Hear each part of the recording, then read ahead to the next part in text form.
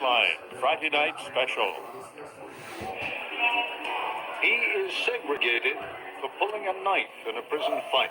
33 Bob! Get aside! We are the master race! But what really crushed his mother was learning that he had joined the Ku Klux Klan. They come out of prison basically with a heart made of stone.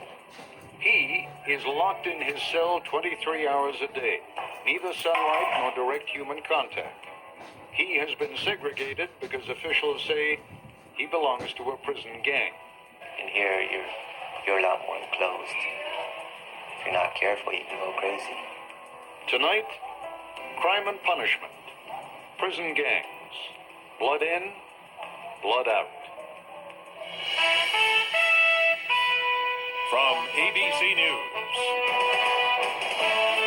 this is Nightline.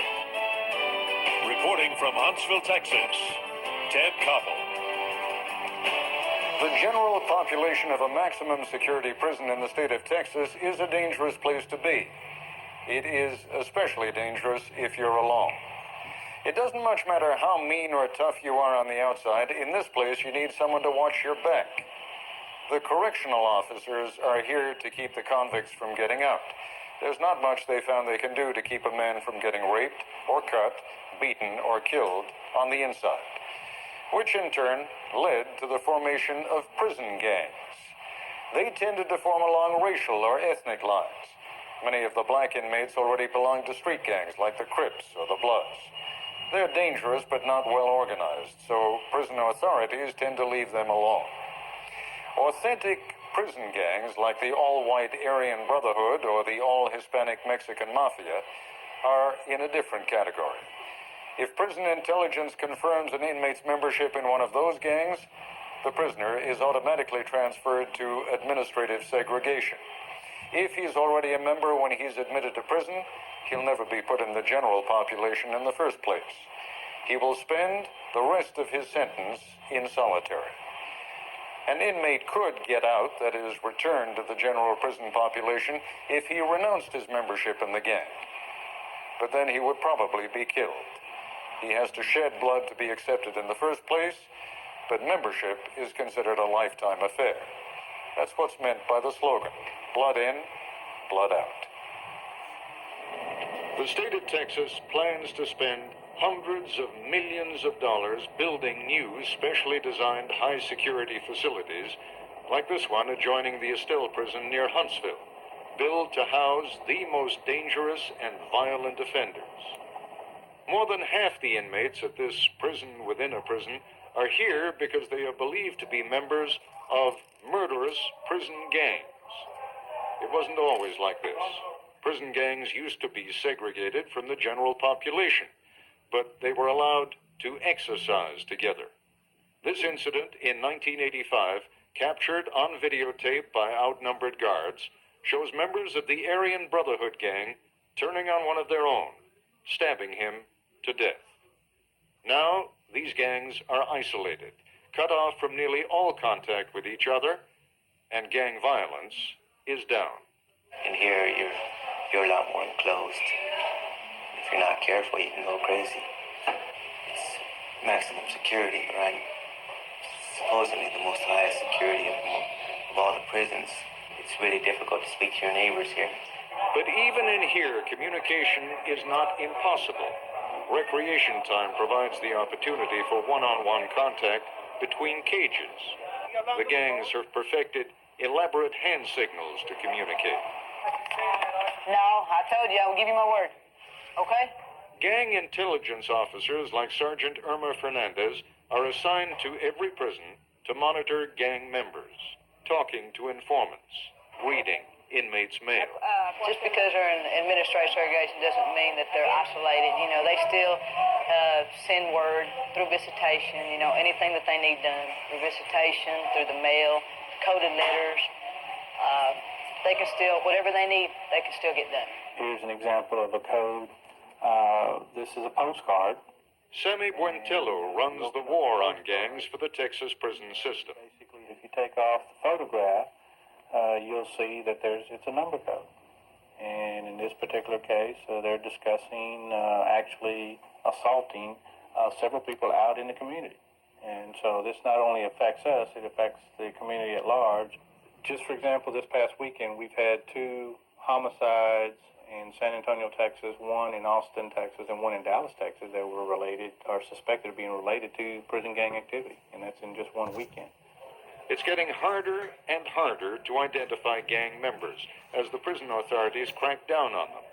Tattoos with gang markings are increasingly camouflaged. In this particular case, you see a camouflage Aryan Brotherhood. If you look close underneath the eyes, you can see the A and the B. We could identify them because they were marked. Okay, now they've gotten smarter because we have started locking, a lot of them up now. So that makes it harder for us, and we do it through their correspondence. We search their cells. Sell contraband, selling things, extortion. This man is a member of the Hispanic gang Barrio Aztecas, doing time in administrative segregation. All my time I've been back here. The rest of your time? And the rest of my time I'll be back here. And each time I keep coming back to prison, I'm going to be back here. How does a little guy handle himself in a place like this? By himself. Even small people need to learn to maintain their own respect amongst others, especially in prison. If I have to go as far as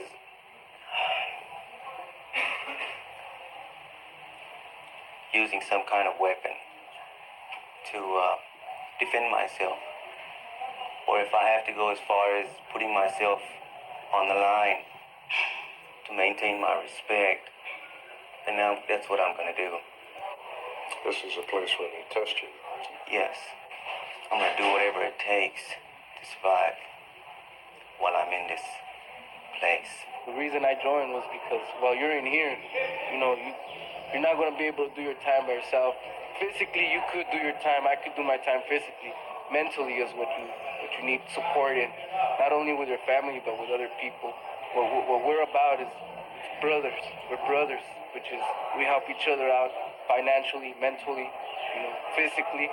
If someone wanted to opt out, if someone said, I've had enough, I don't want to be a part of the gang, I want to leave, you can't just resign your membership. No, sir, you cannot. Blood in, blood out. That's what this is all about. I really can't go into the details. But no, you can't just say my membership has expired and I'm just gonna walk away. It doesn't work like that.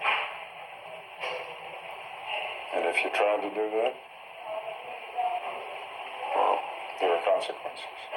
There's consequences for everything. Unfortunately, the consequences on my situation, well, they're pretty bad. I'll just put it to you like that. You ever thought about quitting the gang? No. Why? Because there's a lot of consequences. The consequences is death. I don't want to die. Discipline is the hallmark of the prison gangs, but what terrorizes their enemies also keeps their own membership in line. At this cell block, where members of the Mexican Mafia are held in administrative segregation, this is the quietest, best-behaved unit in the prison. I'll talk to some of their members when we come back.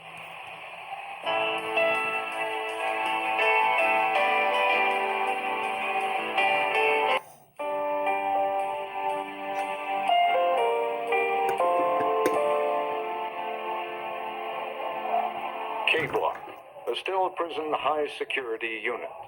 There is no angry yelling or banging on doors here. This is home to the Mexican IMI, the Mexican Mafia. With more than 1,500 members in Texas prisons alone, they are considered the largest prison gang in the country and one of the most violent, specializing in drug dealing and contract assassinations. I talked with members of the gang in their cells on K-Block. This is the most well-behaved cell block on the unit. And the main reason is that we discipline ourselves. We try to emphasize to all our members to have respect for the officers, because that'll minimize problems for us and for them. We just want to do our time. Joe Saldivar is a member of the gang who has been in administrative segregation for 16 years. Now, you're in here, those of you who are members of the Mexican Emmy, are in here not because you have assaulted a guard or not necessarily because of any violence while you were in prison population, but simply because you are members of a prison gang. Anybody who was known or suspected of being a gang member was segregated. But for the last 4 or 5 years, all our leaders have been engaged in is nothing more than establishing peaceful relations with everybody in prison. But the fact of the matter is, you men are a family. You are not only loyal to one another because you want to be, there are times when you are loyal to one another because the consequences of disloyalty, I mean, I've read your Constitution, the consequences of disloyalty are death. Theoretically, I'd be a dead man. they're supposed to be dead men, but there's cell blocks full of exes, not only from our family but from other families, and it's practically impossible to carry out a murder the way you contemplate. Yeah, so maybe one day I'll be out on the street again. I mean, people have long memories, right? That's happening. I can't deny that. You've been in here how many years? About 17 years. 17 years in prison. How many years in ADSEG? About 16. Explain to me, I mean, you're a very eloquent and apparently a well-read man. Explain to me how a man survives that and keeps his sanity, as you clearly have. Well, I just keep my mind occupied on whatever. I paint, I draw, I write, I read, and I exercise, and I keep active. I'm 55 years old, and I try to keep in shape. Are you in for life? I've got a life sentence, and I'm trying to make parole. Nobody seems to make parole these days. No, there's no more parole in Texas. And I don't know, I guess I'm stuck in here. I've run into several men like you here, Joe, who are clearly very intelligent men, who have the self-discipline to teach themselves something that on the outside you would have had to go to law school to learn. And I guess the sad question is, why the hell didn't you do it when you were on the outside and when you had the chance to do it? I guess if we had that answer, we wouldn't be here. I don't understand it myself. I don't know it. I mean, just think, if you'd gone to law school, you could be on the outside helping get other young men out of here, right? Yes, sir. One young man on cell block K who may see the outside of prison before growing old is Speedy Garza, up for a parole hearing in June and general release in the year 2001. Your family was here a few days ago to visit you. Yes. Does that make it easier or harder when you've seen the family? Well, it's really hard. I can't show that I'm afraid or that I'm scared or that I miss them or that I'm tired of being in this place. I can't show very many emotions at that time. I have to try and be strong so that they can be strong. So I try my best to keep a smile on my face and make them think that, well, everything is okay. While Speedy Garza meets with his family, nearby, a mother meets with her son. He has joined the Ku Klux Klan since coming to prison. Their story when we come back.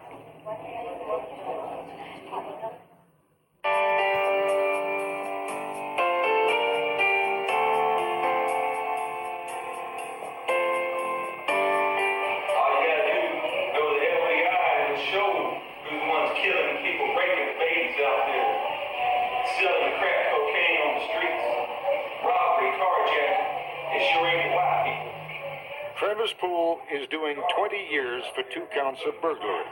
He is 27 years old, an avowed racist, and a proud member of the KKK. He is kept in total isolation, confined to his windowless cell for 23 hours a day. Good morning, may I help you? Visitor Virginia Poole. He's Virginia Poole's only son. She and her husband raised Travis in a Dallas suburb where he got hooked on drugs, was in juvenile detention at age 14, in prison at 18. A long time ago, I made up my mind. I love my child unconditionally, and I apologize to no one for loving my child. I'm not ashamed of him. I'm ashamed of some of the things he has done, though. I will be by him as long as I'm alive and he needs me. Visiting days for most prisoners means hugs and kisses. For a prisoner under segregation, it means no human contact, ever. How's it going? Hey, babe. I cannot describe how it feels. A mother likes to touch her children even when they're grown. I've touched him one time in almost 5 years, and it hurts. Hurts a lot. They talk about hatred, about his membership in the Klan. She and her husband raised their son to respect all races. Some of the things that I tell him is not real nice about it. Some of the words I say to him about that's very harsh, very harsh. She tells him to keep his hatreds to himself. And I hate it. And I ask him not to tell that. I'm very ashamed of that. I'm very ashamed of that. Where does that come from? It does not come from me or his father. It comes from prison. So you got in here because of drugs and burglary. Now, Yes, sir. How'd you end up in that sec? Well, I had a couple of fights, inmate assault, weapon possession. You know, when you first come in, you get attacked. To see if you're a man, they call it checking. You're gonna fight. You don't get jumped on by one inmate. You get jumped on by 4 or 5. Right. And after you fight one group of races, you fight the other ones. But you're in here then because you were in fights a lot? I've had a few fights. I had about 4 fights and stuff like that, and 4 weapons possession. So what does the Klan do for you in a place like this? Well, they write letters. They call the warden. They come up here when their members are having problems, stuff like that. So you communicate with them the way you communicate with your family? No, so it's on a different level. My parents and my family are not racist, quote racist, and they're against my beliefs. My mom don't even talk to me about it. She tells me I'm a fool. She hates it. She don't believe in it. So why do you do it? Well, I believe in it now. I believe in it. Well, I'm still a little confused as to what it is that made you. I mean, you say they was carrying somebody there. Well, if I understand you right, you say you don't hate black people, you don't hate Jews, you don't hate Mexicans, right? Sure. So is it a question of racial superiority? Is it a question of one race being better than another? No. Well, God put everybody on earth for a purpose, and we all got our place and time. I feel that we were the best ones. The white people are the best ones. White Christians? Yes, sir. White Christians. There's a lot of black inmates on this cell block. Yes, there is. Yeah. That's why I think they moved me over here. Now, does that bother you being on a cell block with a lot of African Americans? I'd rather be around white supremacists if you had your choice. Yes, sir. But we talked to your mom after she came to visit, and she does disapprove. Yes, she don't like. She doesn't think you're on the right track there. No, she don't. I mean, I get the feeling that you and your mom are pretty close, right? Yeah. I love her with all my heart, but she's been here for me. I've done a lot. My family shouldn't even be there for me because I've done a lot to them and stuff like that. But they've been there for me. I think society as a whole views our prison population as worthless, and they're really not. I believe in justice. I'm not opposed to the death penalty. And it causes a lot of mixed emotions inside a mother's heart. You got this? See this? It's all about that, America. It's all about that, America. Recognize it. Recognize it. And we ain't going nowhere. 33-5. Get aside. We are the master race. My shouldn't be living in this. No mother's child should be living in this. But, however, we have to have justice in our society. And we're not against justice. But sometimes, instead of our system making better people out of them, it makes them worse. And that hurts. And everybody loses. Everybody loses. The fact is that a lot of these men, classified as too dangerous to leave in the general prison population, will be coming back to our cities, straight from isolation, when their sentences are up. I'll be taking a camera into one of these cells, spending some time here, as we try to explain what the experience of administrative segregation is like. That'll be our focus on Monday, when we conclude our series on crime and punishment. That's our report for tonight. I'm Ted Koppel at Estelle Prison in Huntsville, Texas. For all of us here at ABC News, good night.